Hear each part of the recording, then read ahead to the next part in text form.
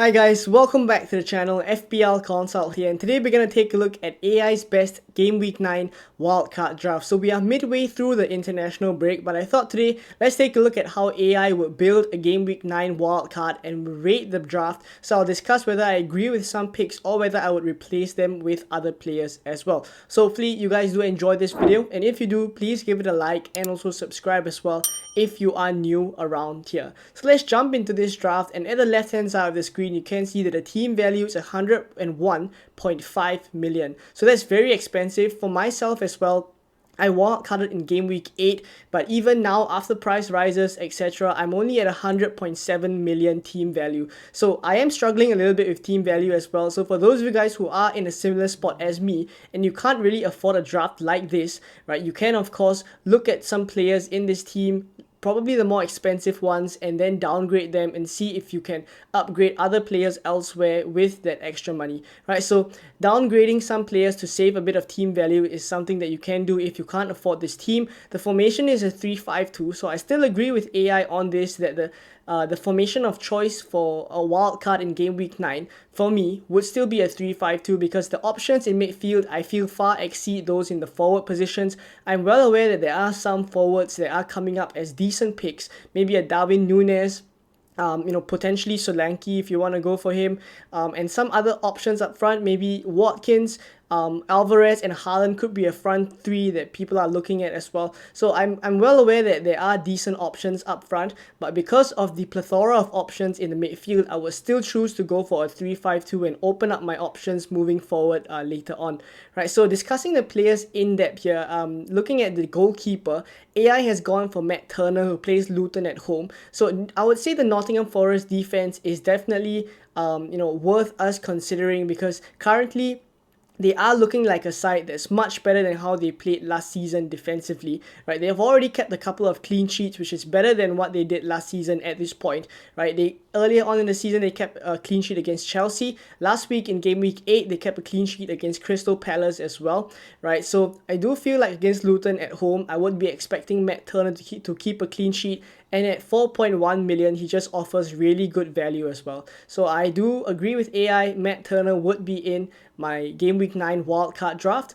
In the defense, there's Dan Burn, Trippier, and Gabriel. So this is where I slightly differ a little bit from AI. Firstly, I wouldn't have a double up on Newcastle defense. I think one Newcastle defender is fine, either of Dan Burn or Kieran Trippier, because there are other options that are looking really good right now, namely from Spurs and Aston Villa as well, right? So the obvious ones from Spurs would be Pedro Porro or Udogie. The obvious one from Aston Villa would be Matty Cash, who looks really attacking. So I would try to fit at least one of these other players in here and not double up on the Newcastle defense, right? So I would probably choose one, and likely if I were to rebuild my Game Week 8 wildcard draft, I would try to include Trippier. But if you're wildcarding now in Game Week 9, you can include Trippier, right? I do feel like Trippier is an asset that I will want to continue keeping, and because I haven't gone for him in Game Week 8 myself, I think I will have to try and find a way to fit him in, because even without keeping a clean sheet last week against West Ham,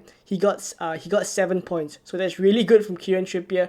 Assist points, 2 bonus points as well, and 2 appearance points. So Kieran Trippier is just an asset I think will continue to tick along regardless of the fixtures, and I can't say the same for Dan Burn as well. So if I were to pick one, Trippier would be the defender that I choose from Newcastle, right?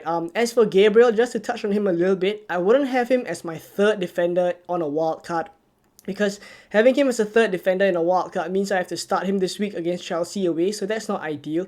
I would probably have him as a fourth defender, in which case I think it's important to have an Arsenal defender there, because from game week 10 onwards, Arsenal's fixtures look really good. So I would have Gabriel on the bench this week as my fourth defender and then start him from game week 10 onwards. That would be my preference. And alongside Trippier, I would try to have maybe a Matty Cash from Aston Villa and preferably a Pedro Porro if I can afford as well. So those would be my 3 defenders of choice, which is slightly different from what AI recommends here of Dan Burn, Trippier and Gabriel.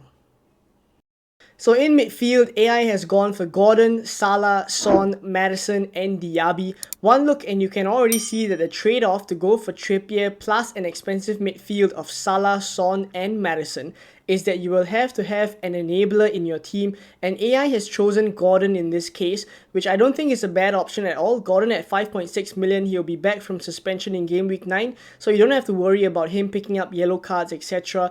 And Newcastle are looking like a side that's attacking very freely right now, right? There are other options you can go for like Pedro Neto, etc. But I do feel like this would be the trade-off if you want to go for Trippier and an expensive midfield that consists of Salah, Son, and maybe an 8 million midfielder in that price bracket. For this particular draft, they've gone for James Maddison.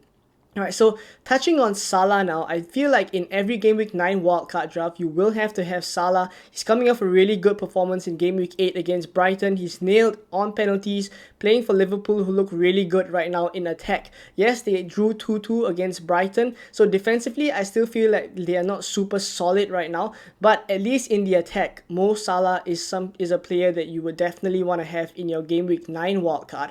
As for the Tottenham players, Son and Maddison, this is where I differ slightly from AI. I don't think I would double up on Spurs in Game Week 9 because their fixtures moving forward aren't the best as well. I feel like in this particular case, I would be willing to sacrifice Son here. So Son is pretty expensive now, right? He's risen much more than his 9.0 million price tag. I think about 9.2, 9.3 million. But currently, because he's so expensive, I think the trade-off to downgrade him to maybe someone like a Saka, who's from Arsenal, of course, and I feel like Arsenal is a team we want to start to prioritize moving forward as well.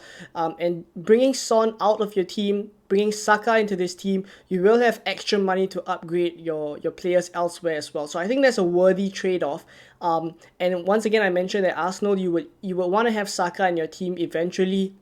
There are other players that you want to prioritize moving forward as well, like a Jarrod Bowen from West Ham. In midfield, there's also Mitoma that you want to consider moving forward when Brighton have good fixtures from Game Week 10 onwards. So I don't think a double up on Spurs here is absolutely necessary. And because Son is so much more expensive, I would just be willing to sacrifice Son, free up the money elsewhere to do some upgrades. Right, so Maddison, I would still want to keep him. I think his routes to points are much greater than Son. He's on set pieces, and of course, playing for England as well, we've just seen, I think Maddison right now is kind of in the form of his life, possibly even better than how he played for Leicester as well, right? So James Maddison would definitely be in my Game Week 9 wildcard. Maybe Son I would be willing to sacrifice on.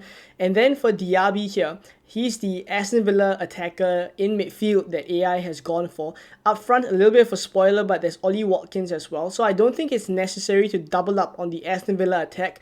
In fact, I would think it's more important to have Matty Cash in the back line here, in the back three, instead of having Diaby and Ollie Watkins as attackers in this Game Week 9 draft here. So I would probably try to replace Diaby with maybe someone around the 6 million bracket. Maybe a James Ward-Prowse could also help this draft to diversify a little bit as well, because I don't think it's necessary to double up on Aston Villa attack, right? I think Ollie Watkins should be enough to cover the attack and try to get other players elsewhere that would do pretty well in this period as well. So that's what I think about the midfielders here.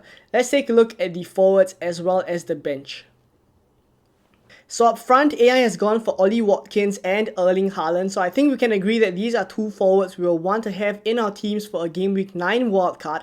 And the question is really whether Alvarez comes into the mix here and how. Whether we want to include him as a front three option, so Ollie Watkins, Erling Haaland and Julian Alvarez as the front three, which would change our formation to a 3-4-3, or do we sacrifice Ollie Watkins and go for Julian Alvarez instead? So I think for the time being, in terms of Ollie Watkins versus Alvarez, I think I have to back the fixtures here. Despite the fact that maybe in terms of skill or technical ability wise, I do feel like Alvarez is the better player. I do think like Ollie Watkins has the fixtures, and there is a quote that came out a couple of days after the Game Week 8 game where Aston Villa drew with Wolves. There was a little bit of talk about whether Ollie Watkins could potentially be on penalties again, right? So that's just something that we can consider and keep at the back of our minds, right? But in general, I wouldn't put too much weight on that. But regardless, in open play, I still feel like the fixtures would be backing Ollie Watkins here, right? And that's why I would agree with AI here that these are the two forwards I would go for, and I would exclude Julian Alvarez. Maybe later on in the season when Man City's fixtures pick up, I may go for Julian Alvarez later on. In fact, there will be a decent time to switch from Watkins to Alvarez sometime in game week 16 as well. So going for Ollie Watkins now does not necessarily mean that you won't get Alvarez later on. In fact, it is an easy route from Ollie Watkins to Alvarez come game week 16 because Watkins is much more expensive as well. So I agree with AI. I would go for Watkins and Haaland up front. On the bench, there's Areola, as we already mentioned just now. I agree that Areola and Turner would be the keeper pairing of choice. I don't think we need to deviate too far from that, and AI thinks so as well. For bench options, the first bench option here we have is Archer from Sheffield. So 4.5 million, he's just a playing forward just to have on the bench. I think this is fine as well. As for the other two defenders here, there's Kobore at 4.0 million and Charlie Taylor at 3.9. So just one thing to note about Kobore is that he again missed out of the starting 11 in game week 8. So that's the second time running this season already. So I think there is a little bit of concern as to whether he will start week in, week out, right? So Kobore, if you don't want to go there, maybe you could potentially try to find funds elsewhere to upgrade him to, a Udogi or maybe even a Pedro Porro as well, and then just leave the fifth defender to be Charlie Taylor. Right, as I mentioned, my preference would be to have the fourth defender as Gabriel, who's currently in the starting 11 as the third defender. What I would do is to put Gabriel as the fourth defender, upgrade Kobore to maybe Pedro Porro, a Matty Cash, or a Udogi, and put him in the starting 11 this week. Right, so this is what I would do and how I would change this draft slightly. But let me know what you guys think of this draft, what changes you would make, and if you're on a Game Week 9 wildcard, let me know how your draft is looking like as well in the comments below. But there we go. Thank you guys for watching this video. I hope you guys are having a good international break, and I will catch you guys in more Game Week 9 content coming very soon. Bye bye.